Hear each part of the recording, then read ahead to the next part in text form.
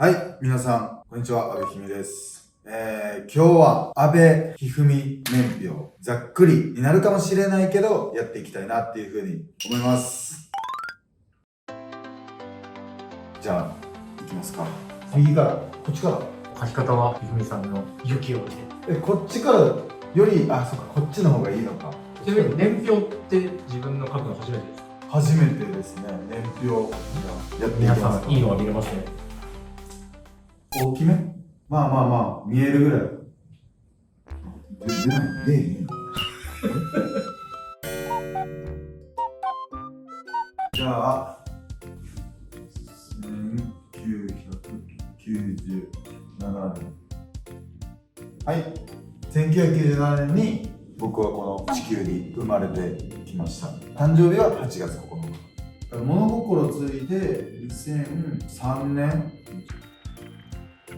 6歳から僕柔道を始めたんで、そうですね、2003年初めの頃ずっと泣いてて、大きい人が怖くて、その大きい人に圧倒されてすごい泣いちゃってて、で一緒にお兄ちゃんが入ってくれて、怖いのがなくなって柔道としっかり向き合うようになったみたいなのがこの年かな、2003年。その前にも柔道自体を認識してるんですか？いや、全然柔道は認識してなかったですね。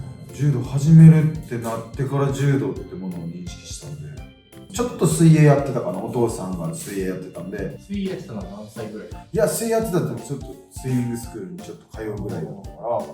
柔道を始めて最初に大会出るのってどのぐらいになったんですか？年長で柔道を始めて、初めての大会が2004年に、2004年に初めての大会にデビューしたって感じですね。小学1年生後、7歳。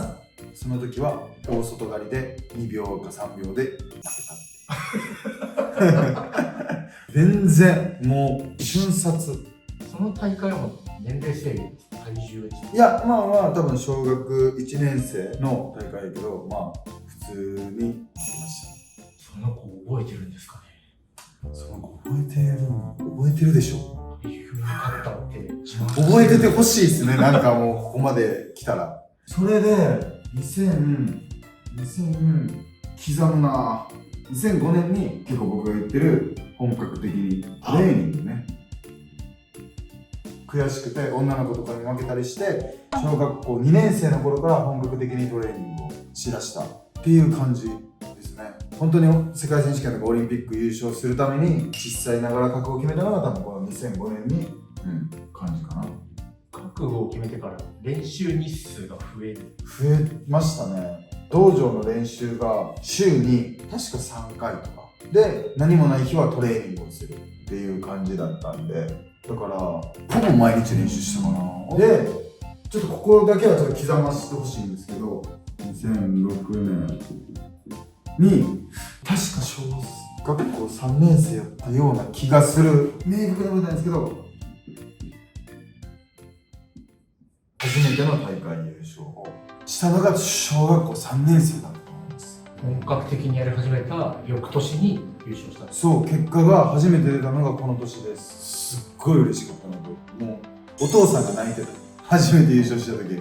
結構それが今でも鮮明に覚えてる印象かな。お父さんがすごい号泣してて、きっかけがこれかな。やっぱりこの初めて優勝したってことによって自信がついて、僕は小学校の頃全国大会に出れなかったから、西日本っていう大会、結構大きい、何百人も出てたかなの大会で、小学生の時に小5、小6で2回優勝したかな。大きい大会は小学生の時それが一番。書いておきますか。ここが一番小学生での大会ではピーク。まだ途中ですけど、人生年表みたいなすると、ほんと柔道しかしてないな、自分みたいな。2010年に中学生になって、中学校1年生の時は全然結果が出なくて、これがもうでも一番大きいかな。2011年に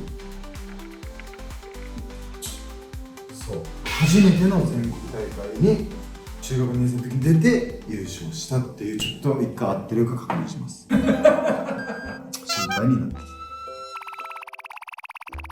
中学2年生合ってる、よし。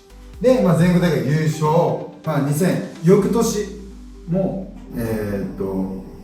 同じくもう点々そうでもこの大会は結構思い入れがあって、自分では優勝できひんと思ってて、パリオリンピック60キロ級で出てた永山隆二選手と2回戦。全国大会の2回戦。そうで、その当時その永山選手は世界カデっていうカテゴリーの世界一になってて、それの2週間後ぐらいだったかな。でも僕なんかが勝てることないと思ってて、ほぼ諦めてる。なぜかちょっと勝ってしまう。でそのまま優勝までいったっていう。だからここで僕が本当に今強くなれたきっかけの大会かな。ライバルっていう関係でもなかった。全然僕なんか全然下。周りの目もそういう感じだった。全然僕が勝つなんか誰も思ってなくて。何で勝ったことまで覚えてる？払い巻き込みで、その時当時有効があったかな。有効取って逃げた試合終わるまで逃げたまあ逃げたってまあ言い方ないけど、まあでも今の僕らしくはないけど勝ちに徹したかもっていう。でもここが本当に僕はここまでなれたきっかけでもあった大会なんで、2013年に高校新興学園、全然違う、高校生になって、高校1年生の時はインターハイを出ずに世界カデっていうのに出て決勝戦に負けましたね。それは結構自分の中で悔しかったなっていう思いで。そこが初めての世界大会。国際大会はこの全国大会で優勝してから出たんですよ。でも初めてのその世界ワールドチャンピオンシップみたいなのはここが初めて。まあ悔しい、ここまでね、優勝で国際大会も優勝してるんですよ。この全国大会優勝した後に。でもこの世界の大会で負けるっていうのが高校1年生になって、でここがでも一番2014年にここは怒涛すぎて何を書いたらいいか。でもやっぱ行動感がここはね、自分の中でも怒涛すぎてちょっと携帯見ちゃうんですけど、この年はまずインターハイ優勝します。でユースオリンピックっていう大会があったんですよ。今のオリンピックのユースの年齢制限がある大会があって、それも優勝。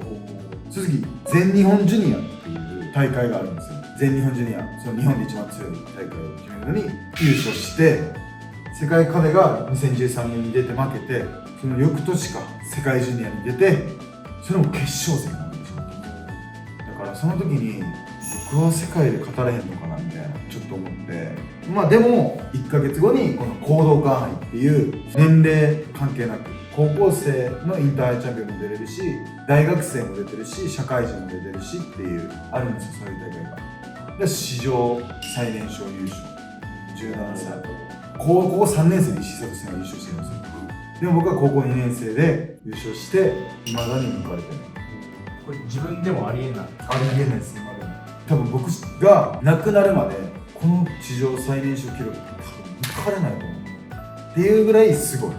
自分でも今改めて思うんですけど。で11月にこのなんで12月にグランドスラム東京っていうワールドツアーの1個の大会があって、そこで指の私コーチ、今僕のその当時は世界選手権3連覇してて、もう圧倒的な存在、エビルマ・マザ先輩がに勝ってしまうっていう。それもその時は多分史上最年少のグランドスラム大会の優勝だから、この年は、まあ、正直多分自分が人生で生きてきて結構すごい刺激的な1年。てかもう濃すぎてメディアとかでも全く言ってない。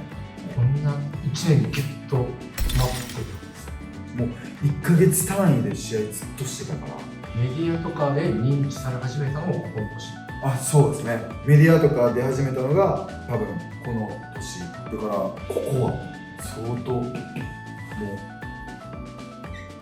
ここはまあ一番多分もう濃い1年過ごしたなっていう年かな。あんまり自分で求めてる結果が出なかった。絶対に東京オリンピックに出て優勝するっていうのを、俺は世界で優勝できるのかみたいな、めっちゃドキドキしてたこの時は。